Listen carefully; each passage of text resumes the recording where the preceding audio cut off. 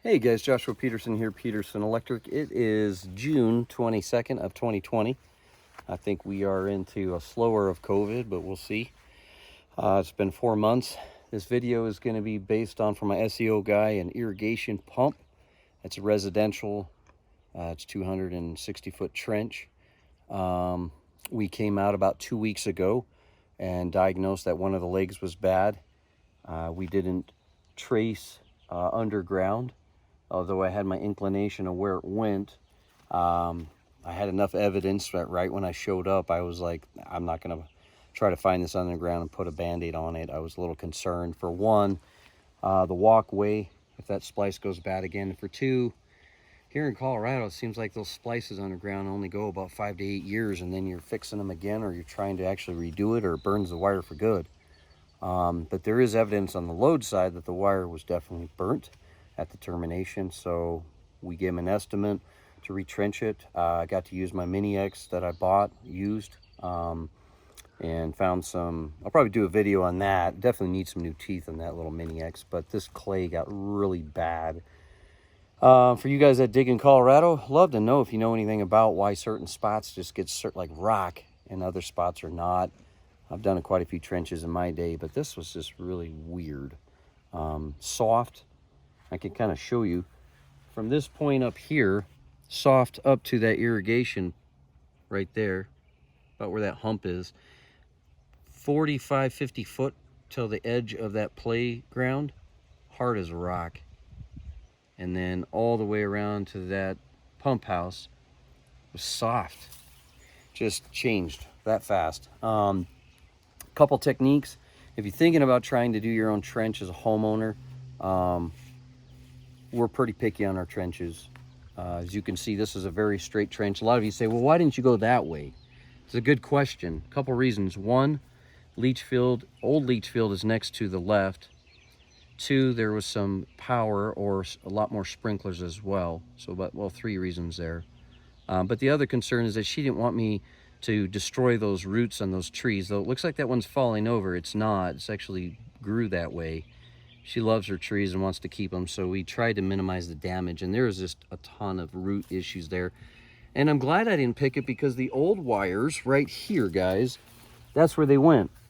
I got a UF cable, a white and a blue that's going to run the photo wire that far, and that was direct buried. THHWN-2 12 gauge solid is not to be directly buried in the earth, but they did it.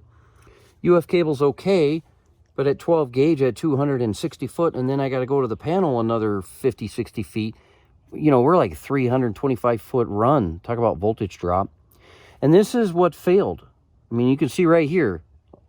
This is all DIY. You guys are so proud of yourself for watching YouTube, and I'm glad you watch me. But look, if there's certain limitations that you guys got to have some common sense on, and you got to hire an electrician and a guy that knows what he's doing, I should say it that way, because there are dumb electricians too, no doubt. But aluminum copper mixture, dissimilar metal, article 300. And then guess what? Blue wire caps. What is that, 20 degrees Celsius rated? Who does that? I've showed you guys those Polaris connectors. Use something like that, okay? But bringing down a number 2 aluminum, I believe this is a number 2. Yes. No, it's not. I apologize. This is a number 4 aluminum. It's not a bad choice, but I feel like aluminum is not a good choice at times. Unless you can do CIC, conductors in conduit, then I think you're at a good place as long as you're splicing. But see, this goes through right here, through the back, and that's copper, right? And that's THWN. That's because he piped it. And boom. Panel on the other side. So that's about 4 sticks of conduit, right? A few bends.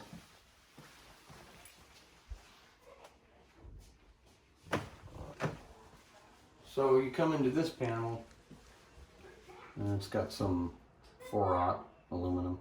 But right here, or sorry, right here. So 6 gauge copper is good, okay? But you better not be running a hot tub that far. I'll show you what they're doing. I'll try to make this video fast. A few tricks that I learned. I definitely used a pressure washer this time. Help break up the dirt. Awesome tool. I used a pick bar. Awesome tool. I hired out 2 15-year-olds and a 13-year-old and my daughter who's 20, almost 21. Great help. I need it on this trench. But we came down out of the panel. They didn't want to move their bushes completely, so they cut them back for me. I did put it in 1 1/4 inches. And then I did a slip conduit right here. And that's where I began my trench. And then we separated rocks and just started trenching. Boom. And I used a mini X on this. It's about 19 inches deep. Some spots were probably closer to 15, but I maintained 19 as much as I could. Pretty much 90% of the trench. Came through here, hit a bunch of sprinklers. Love using the pressure washer to clean up. I mean, we had mud. It looks nice. My daughter did great. And then this turned into hard as a rock.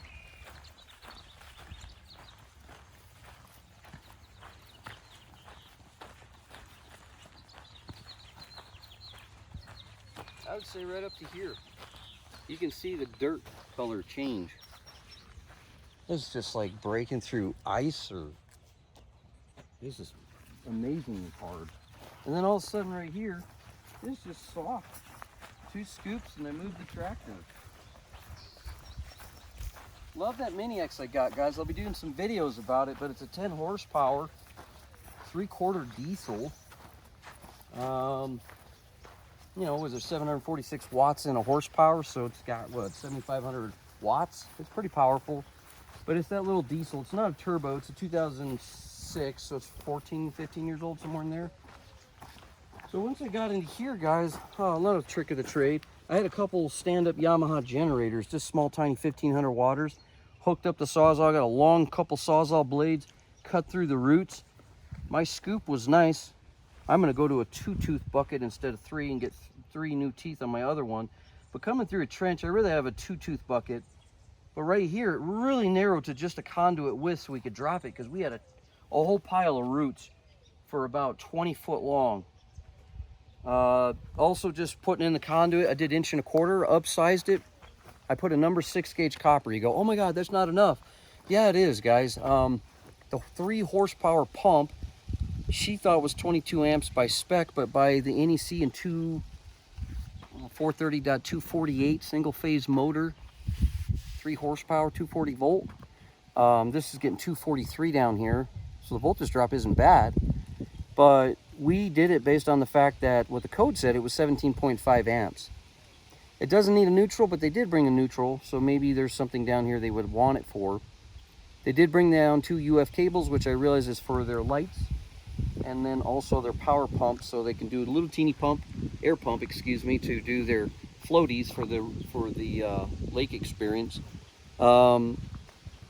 If you're thinking about trying to do a heater down here because you got a chicken coop, chicken area, yeah, you got to make sure you watch that. But at a 6 gauge copper THW-2 rating at 90 degrees Celsius at 260 foot, doing it on my app, I was more than adequate. It might be like a 12% voltage drop, but 12 volts, but who cares? Like, I only really need 17 amps because I have 2 other 110 circuits down here. If I didn't, I probably would have put it at number 4 copper, definitely stepped it up, because once you get past number 4, it gets a lot more expensive with copper. But if I got number 4 and I did it, I probably would have done 1.5 inches though. I would not pull that. We did really well until we got this last hoop. And I did have my heat box down here with my second generator, because I didn't want to put a lot of stress on that system with the heat box, letting it run. And yeah, I learned a few new tricks myself after 22 years of doing this. But there's some tricks that got it back in quicker and got it put back or cleaned up and got the dirt out. And a lot of you say, what about a direct bore? You could, but the last direct bore we did with utility, that was 200 amp. Oh gosh, they only went 60 foot and it was like $4,300. But it was a nightmare too for them. But this, oh, you probably would have been 10 grand on a direct bore is my thought.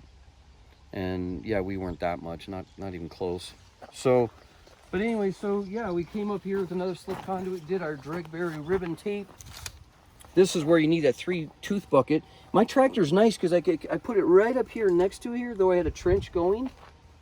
And I was able to move with the hydraulic, the arm, and dig this way. and dump the dirt.